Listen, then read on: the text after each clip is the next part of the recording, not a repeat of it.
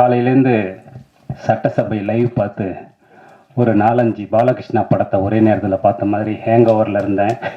ஒரு பிரசாத் கிளப்பில் விழாவுக்கு வரும்போதெல்லாம் வந்து கவிதா தோழர் நம்மளை பற்றி என்ன சொல்லுவாங்க அப்படிங்கிறது தான் சினிமாக்காரங்களுடைய பெரிய எதிர்பார்ப்பாக இருக்குது. நன்றி தோழர். எல்லாருக்கும் வணக்கம். காலையிலேருந்து சட்டசபை லைவ் பார்த்து ஒரு 4-5 பாலகிருஷ்ணா படத்தை ஒரே நேரத்தில் பார்த்த மாதிரி ஹேங் ஓவரில் இருந்தேன். இந்த ஒரு அமைதியான ஹபீபிங்கிற ஒரு அற்புதமான நிகழ்வுக்கு அழைத்து அந்த ஹேங் ஓவரை போக்குனதுக்கு முதல்ல நன்றி. மீரா வந்து எனக்கு பல வருடங்களுக்கு முன்பு பழக்கம். மீரா வந்து எனக்கு எப்படி தெரியும்னா, அடூர் கோபாலகிருஷ்ணனையும் அரவிந்தனையும் பத்மராஜனையும் தோப்பில் பாசிலையும் பேசி கொண்டிருக்கக்கூடிய ஒரு அபூர்வமான சினிமா நண்பனாகத்தான் மீரா வந்து எனக்கு அறிமுகமானார். அவருடைய பேச்சுக்கும் சினிமாவுக்கு நான் அப்படி பேச ஆரம்பித்த பல தோழர்கள் வந்து அவங்களுடைய பேச்சுக்கும் வேலைக்கும் மிகப்பெரிய இடைவெளியை பிற்காலத்தில் நான் உணர்ந்தேன்.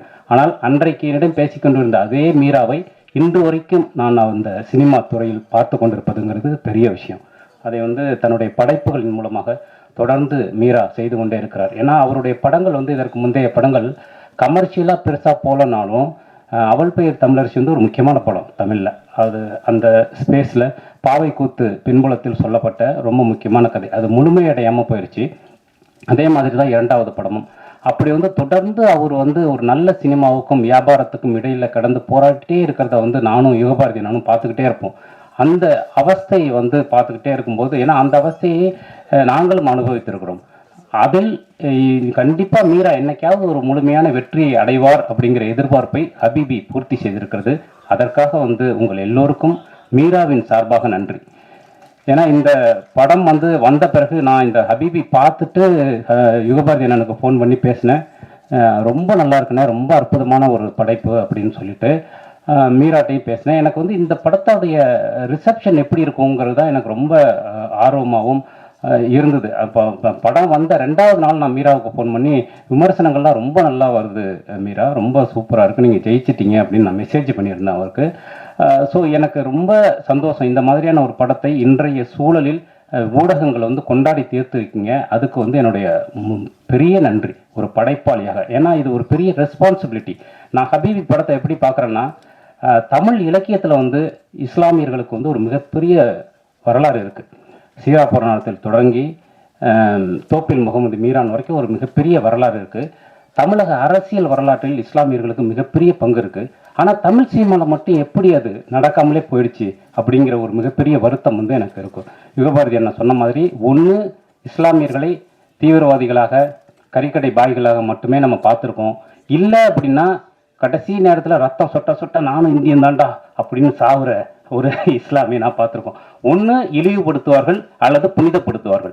இது ரெண்டுமே இல்லை. உண்மையிலேயே ஒரு தலித் சினிமா இஸ்லாமிய சினிமாங்கிறது என்ன நான் பார்க்குறேன்னா, அரசியல் புரட்சி அவர்களுடைய பிரச்சனை பேசுவதெல்லாம் இல்லை.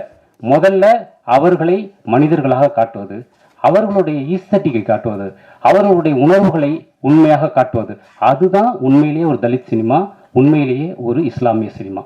மெட்ராஸ் ஏன் ஒரு முக்கியமான தலித் சினிமாவை பார்க்கப்படுது அப்படின்னா, அந்த படம் தான் முதலில் வட சென்னையை சேர்த்த ஒரு தலித்திய வாழ்க்கையை வந்து ரொம்ப ஈஸ்தட்டிக்காக காட்டின படம், ரொம்ப அழகியலோட காட்டின படம்.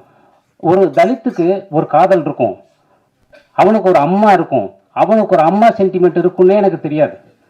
நாம் பார்த்த 80களில் பார்த்த படங்கள் எல்லாம் அவங்க வந்து ஒரு பண்ணையார் வீட்டில் பின்னாடி தொழுவத்தில் இருப்பாங்க, அவங்களுக்கு ஒரு நெருக்கடி வரும் அப்படிங்கிறது மட்டும்தான். முதல்ல அவங்களுக்குள்ள இருக்கக்கூடிய சக மனிதனாக பார்ப்பதற்கு, அவர்களை மனிதர்களாக உங்கள் கண் முன் வந்து நிறுத்துகிற படைப்பு தான் உண்மையிலேயே அரசியல் சினிமா. அதை வந்து அன்னைக்கு மெட்ராஸ் செஞ்சுது. அது வந்து ஒரு அழகியல் சினிமாவாக அது ஒரு தலித் சினிமாவில் தொடக்கமாக இருந்தது. அப்படித்தான் நான் வந்து இந்த ஹபீபியை பார்க்குறேன். ஹபீபி வந்து இத்தனை வருடங்களுக்கு பிறகு இஸ்லாமிய வாழ்க்கையை, அதன் அழகியலை, அதன் மனிதத்தை, அதன் உறவுகளை நம் கண் முன்னாடி காட்டிய ஒரு படமாக நிற்குது. அது மட்டும் இல்லாமல் ஒரு சினிமாவாகவும் வெற்றிகரமான சினிமாவாக நிற்குது. எனக்கு ரொம்ப முக்கியமாக இதோடைய வெற்றியை கொண்டாட வேணும்னு நினைக்கிறது என்னென்னா, இன்னைக்கு இந்த மாதிரியான ஒரு படத்தை எடுத்துகிட்டு போய் தயாரிப்பாளர்கிட்ட சொல்லி நம்ம எடுத்துகிட்டு வந்து திரையில் கொண்டு வந்து வியாபாரத்துக்கு கொண்டு வரதுங்கிறது மிகப்பெரிய நெருக்கடியாக இருக்குது. சுரேஷ் காமாட்சி தோழர் இங்கே இருக்கார். இன்றைக்கி வந்து நீங்கள் படம் ஒரு கதை சொல்ல போனால் தயாரிப்பாளர்கள் நம்மளை எப்படி அணுகிறாங்கங்கிறது முக்கியமான விஷயம். 20 நிமிஷத்துக்கு ஒரு தடவை ரீல்ஸ் மூமெண்ட் வேணும் அப்படிங்கிறது தான் இன்றைக்கி இருக்கக்கூடிய ஒரு கோரிக்கையாக இருக்குது. அது என்னடா ரீல்ஸ் மூமெண்ட்டு எனக்கு தெரியவே இல்லை. ஆனால் எல்லா சினிமாலையும் ஒரு 10 ரீல்ஸ் மூமெண்ட் வேணுங்கிறது இன்றைக்கி ஒரு முக்கியமான ஒரு விஷயமா இருக்கும். இந்த மாதிரியான சினிமாவில் எங்கே போய் ரீல்ஸ் மூமெண்ட் வைப்போம்? பட் நம்முடைய வாழ்க்கையே ஏராளமான ரீல்ஸ் மூமெண்ட்டுகள் இருக்குது.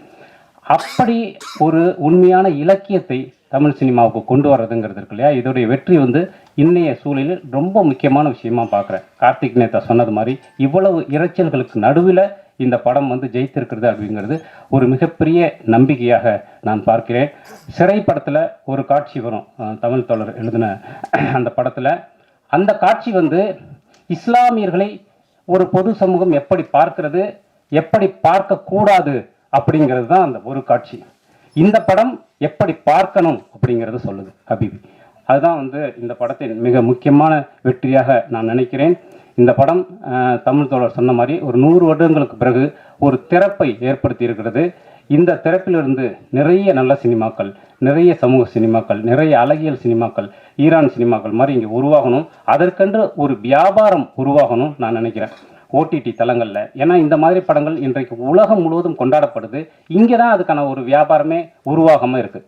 ஜாபர் ஃபனாகி வந்து சமீபத்தில் எடுத்த ஒரு படம் வந்து அவ்வளவு பிரமாதமான ஒரு வெற்றியை உலகம் முழுவதும் கொண்டாடப்படுகிற வெற்றியை அடையுது.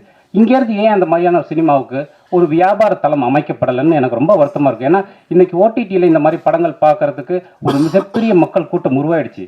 ஆனால் அது ஏன் மெயின் வியாபாரமாக மாற மாட்டேங்குது? மறுபடி நாம் வந்து வன்முறையை தூண்டக்கூடிய, நம்முடைய ஆபாசத்தை தூண்டக்கூடிய அதற்கான வியாபார தளங்களையே நம்ம உருவாக்கிக்கிட்டே இருக்குமே.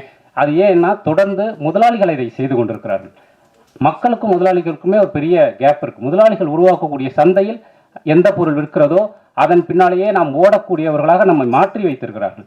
அதை உடைத்து இந்த மாதிரியான படங்களுக்கு ஒரு மிகப்பெரிய வியாபார தளம் உருவாகணும்னு நான் கேட்டுக்கிறேன். அதையும் இந்த ஹபீபி மாதிரியான படைப்புகள் தொடர்ந்து செய்யும் நினைக்கிறேன். மீரா தோழர், நீங்கள் வெற்றி பெற்று விட்டீர்கள். சாதாரணமான சினிமா வெற்றி அல்ல இது, இது ஒரு வரலாற்று வெற்றி. இந்த படத்தில் ரொம்ப முக்கியமாக பேச வேண்டிய இன்னொரு நபர் வந்து கஸ்தூரி ராஜா சார். ரொம்ப அபாரமான ஒரு நடிப்பு சார். ஏன்னா வந்து இந்த படத்தில் நான் வந்து திருவாரூர் மாவட்டத்தில் என்னுடைய ஊர் வந்து சரிபாதி இஸ்லாமியர்கள் கொண்ட ஒரு ஊர். அதனால் இஸ்லாமியர்களின் வாழ்க்கையை என்னுடைய தோழர்கள் நிறைய பேர் இஸ்லாமியர்கள். அதை நான் தொடர்ந்து பார்த்தேன். அப்படி வந்து ஒரு உண்மையிலேயே ஒரு இஸ்லாமிய தந்தையை பார்த்ததை போலவே இருந்தது. உங்களை பார்க்கும்போது ரொம்ப ஆச்சரியமான ஒரு உருமாற்றம். Thank you sir. அதுவும் இந்த மாதிரியான ஒரு படைப்பில் அவர் சொன்னார் எங்கிட்ட, கஸ்தூரி ராஜா சார் வந்து அவ்வளவு அர்ப்பணிப்போடு வந்து இருந்தார் அப்படின்னு சொல்லிட்டு. உங்களுக்கும் இந்த படத்தில் நடித்த அத்தனை பேருமே அற்புதமான பங்களிப்பை செய்திருந்தீர்கள். அதனால் Meera, love you, thank you so much. இது மாதிரி நிறைய படைப்புகள் கொடுங்க. நன்றி. எல்லாருக்கும் வணக்கம். முதல்ல நான் மீராகரன் சார் ஒரு மன்னிப்பு கேட்டுக்கணும். ஏன்னா ஹபீபில் ரொம்ப லேட்டாக வந்து ஜாயின் பண்ணிட்டேன், சாரிண்ணே. சிறையோட ப்ரொமோஷன் போயிட்டு இருக்கும்போது முத்துக்காமி சார் என்னை கூப்பிட்டு சொன்னார், தம்பி நீ ஹபீபின்னு ஒரு படம் பார்க்கணுண்டா அப்படின்னு சொல்லி. ஆனால் அந்த நேரத்தில் நான் முன்னாலே இந்த படம் பார்த்துருக்கணும். அதுக்கப்புறம் இப்போ தான் தேட்டரில் வந்ததுக்கப்புறம் பார்த்தேன். ரொம்ப சந்தோஷமாகவும் ரொம்ப மகிழ்ச்சியாகவும் இருந்துச்சு. மீராகரன் வந்து ஒரு கேட்டை இப்போ தமிழ் சினிமாவில் திறந்து விட்டுருக்காரு. 100 வருஷம் இருக்குது அந்த கேட்டை வந்து திறக்கிறதுக்கு. ஏன்னா வெறும் கான்கள் மட்டுமே வந்த தமிழ் சினிமாவில் இன்றைக்கி வந்து யூசுப் அபுதாயர் அப்படின்னு சொல்லி ஒரு முழு நீள இஸ்லாமியர்கள் படம் வர்றதுக்கு தமிழ் சினிமாவில் 100 வருஷம் ஆயிருக்கு. இந்த 100 வருஷத்துக்கு அப்புறம் ஒரு நல்ல படம் வந்து முதல் முறையாக வந்திருக்க போகுது. இதை படம் அப்படின்னு சொல்கிறத விட ஒரு வாழ்க்கை அப்படின்னு சொல்லலாம். நிறைய ஈரானிய படங்கள் பார்த்து பழகின நமக்கு தமிழில் இப்படி ஒரு படம் வர்றது வந்து ரொம்ப மகிழ்ச்சியாகவும் ரொம்ப சந்தோஷமாகவும் இருந்துச்சு. ஒரு இடத்துல கூட ஒரு புனைவோ அதுவோ இல்லாமல் அந்த மாதிரி ஒரு கதை எடுக்கிறதுக்கு மிகப்பெரிய தைரியம் வேணும். இன்றைக்கி சினிமாவில் நம்ம பார்க்குறோம்ல, ஒரு பெரிய தைரியம் வேணும் இந்த மாதிரி ஒரு படம் எடுக்கிறதுக்கு. ஏன்னா அந்த படம் எடுத்ததுக்கப்புறம் வர பிரச்சனைகள் எல்லாமே அண்ணனுக்கு தெரியாமலாம் இல்லை. ஏன்னா அவரும் சினிமாவில் தான் இருக்கார், அவரும் சினிமாவில் தான் பயணிக்கிறாரு. அதனால் ஒரு மிகப்பெரிய தைரியத்துக்கே முதல்ல என்னோடய பாராட்டுக்கள். இந்த படத்தில் நடித்த எல்லாருமே நடிக்கவே இல்லை, எல்லாருமே வாழ்ந்துருக்காங்க அப்படிங்கிற மாதிரி தான் எனக்கு தோணுச்சு. ரொம்ப மனநிறைவோடு இந்த படத்தை பார்த்துட்டு வெளியில் வந்தோம். தமிழ் சினிமாவில் ரொம்ப நீண்ட தம்பி சொன்ன மாதிரி ஒரு இரைச்சலுக்கு மத்தியில் எங்கள் அண்ணன் யுகபாரதி எழுதுகிற கவிதை மாதிரி இருந்துச்சு இந்த படம். ரொம்ப அருமையான படம். கண்டிப்பாக இந்த படம் வந்து ஒரு வெற்றி படமாக மாறணும். மலையாள படங்கள் வந்து இந்த மாதிரி வரும்போது நமக்கு ஒரு இஸ்லாமிய வாழ்க்கையை சொல்லி ஒரு படம் வரலையான்னு நமக்கு அந்த வாழ்க்கை தெரியாது. தெரிஞ்ச அளவில் நம்ம ஒன்று பண்ணியிருக்கோம். ஆனால் ஒரு வாழ்க்கையை தெரிந்தவர் வந்து பண்ணும்போது அது ரொம்ப அழகாகவும் ரொம்ப சிறப்பாகவும் இருந்துச்சு. இந்த படத்தை வெற்றி பெற வைக்கணும். அதுக்கு எல்லாரும் இந்த படம் பார்க்கணும். நன்றி, வணக்கம்.